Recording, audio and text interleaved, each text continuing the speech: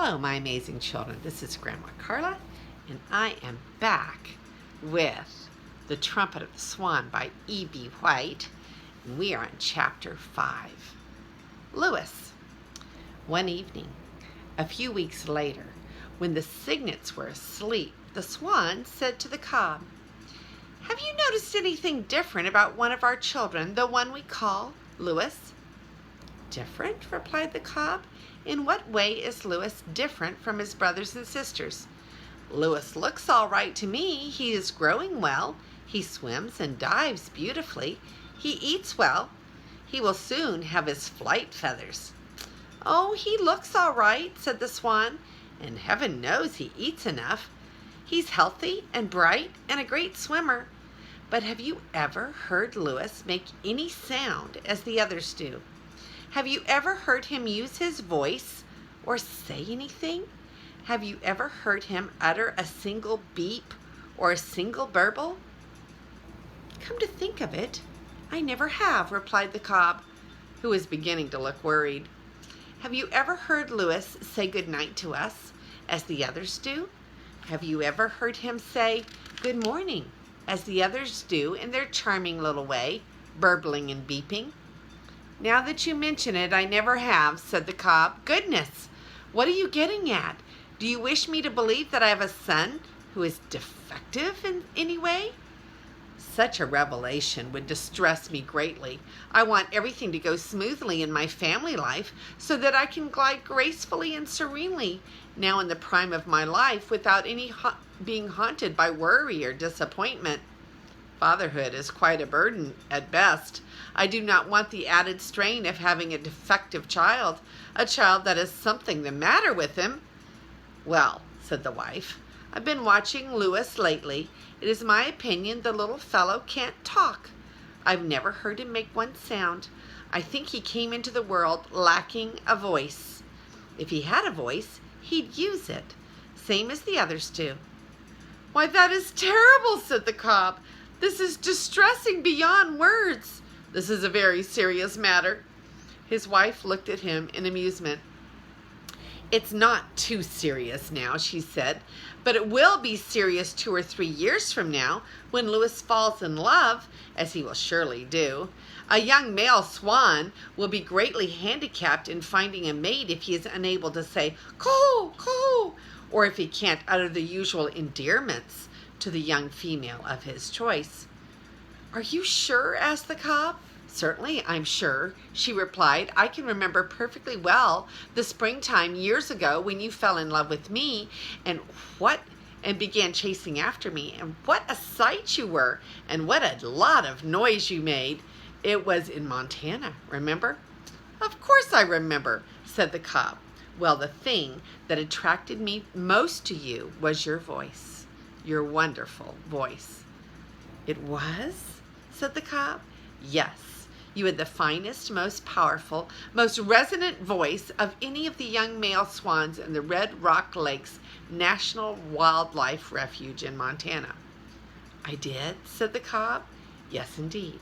Every time I heard you say something in that deep voice of yours, I was ready to go anywhere with you." "You were?" said the cob. He was obviously delighted with his wife's praise. It tickled his vanity and made him feel great. He had always fancied himself as having a fine voice, and now to hear it from his wife's own lips, what a thrill. In the pleasure of the moment, he forgot all about Lewis and thought entirely of himself. And of course, he did remember that enchanted springtime on the lake in Montana when he had fallen in love. He remembered how pretty the swan had been, how young and innocent she seemed, how attractive, how desirable. Now he realized fully that he would never have been able to woo her and win her if he had been unable to say anything. "We'll not worry about Lewis for the time being," said the swan. "He's still very young, but we must watch him next winter when we are in Montana for the season. We must stay together as a family until we see how Lewis makes out." She walked over to where her sleeping cygnets were and settled down next to them. The night was chill. Carefully, she lifted one wing and covered the cygnets with it. They stirred in their sleep and drew close to her. The cob stood quietly, thinking about what his wife had just told him. He was a brave, noble bird, and already he was beginning to work out a plan for his little son, Louis.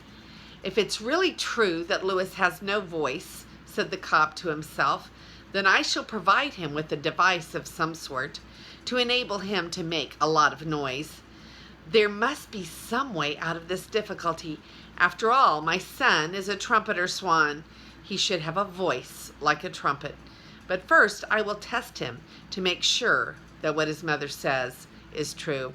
The cob was unable to sleep that night. He stood on one leg quietly, but sleep never came. Next morning, after everyone had enjoyed a good breakfast, he led Louis apart from the others. "Louis," he said, "I wish to speak to you alone. Let's just you and I take a swim by ourselves to the other end of the pond where we can talk privately without being interrupted." Louis was surprised at this, but he nodded his head and followed his father, swimming strongly in his wake. He did not understand why his father wanted to speak to him alone without his brothers and sisters. "Now," said the cob, when they had reached the upper end of the pond, "here we are, gracefully floating, supremely buoyant, at some distance from the others, in perfect surroundings. A fine morning, with the pond quiet except for the song of the blackbirds making the air swish." "I wish my father would get to the point," thought Louis. "This is an ideal place for our conference," continued the cob.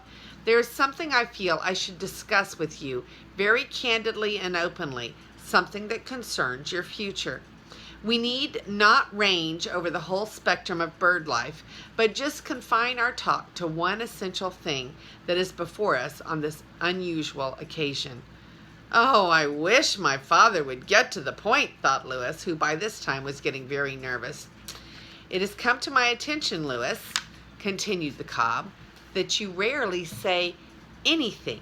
In fact, I can't recall ever hearing you utter a sound.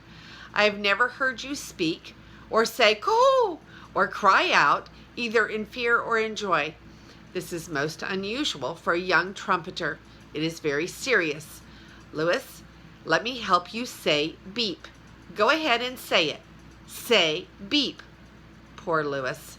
While his father watched, he took a deep breath, opened his mouth, and let the air out, hoping it would say beep, but there wasn't a sound. "Try again, Louis," said his father. "Perhaps you're not making enough of an effort." Louis tried again. It was no use. No sound came from his throat. He shook his head sadly. "Watch me," said the cob. He raised his neck to its full height and tried "Coho!" and cried "Coho!" so loud it was heard by every creature for miles around. "Now let me hear you go beep," he commanded. "Say beep, Louis, loud and clear." Louis tried. He couldn't beep. "Let me hear you burble. Go ahead and burble, like this. Burble, burble, burble." Louis tried to burble. He couldn't do it. No sound came. "Well," said the cob, "I guess it's no use. I guess you are dumb." When he heard the word dumb, Louis felt like crying. The cob saw that he had hurt Louis's feelings. "You misunderstand me, my son," he said in a comforting voice. "You failed to understand my use of the word dumb, which has two meanings. If I had called you a dumb cluck or a dumb bunny, that would have meant that I had a poor opinion of your intelligence.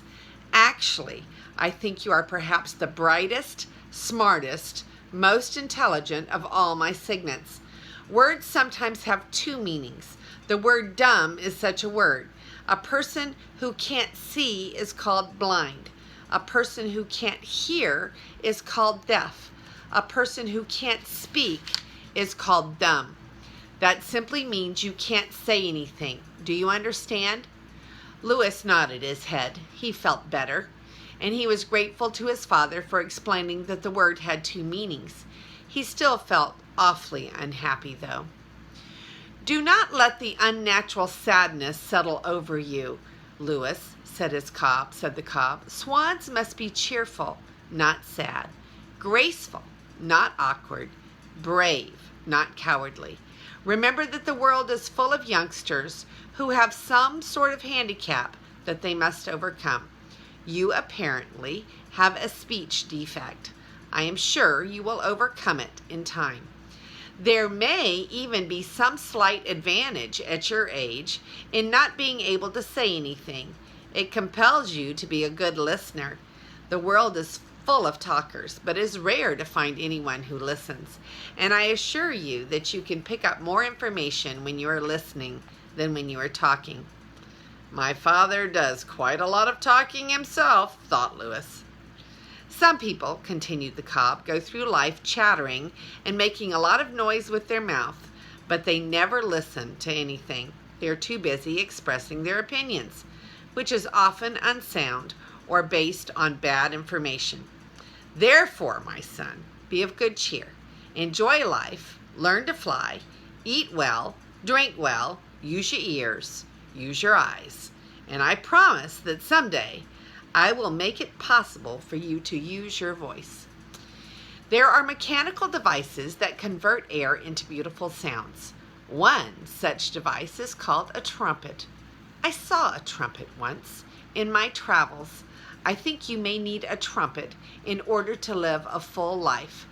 I've never known a trumpet or swan to need a trumpet, but your case is different. I intend to get you what you need.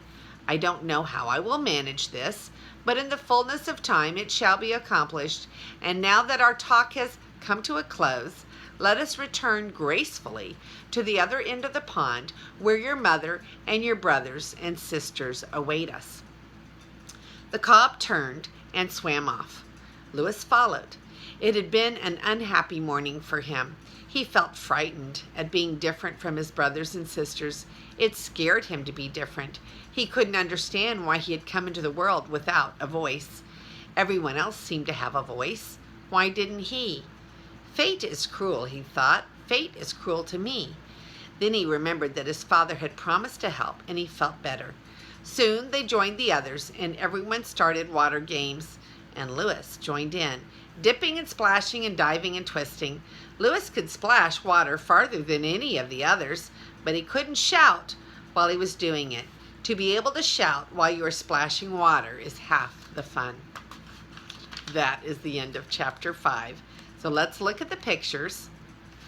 Okay, and I think there's only one. This is the little conference that he was having with his dad, the cob, and Louis was wishing that his dad would get to the point and not be quite so talkative. But next time we'll read chapter 6, Off to Montana. And this is Grandma Carla, and I love you.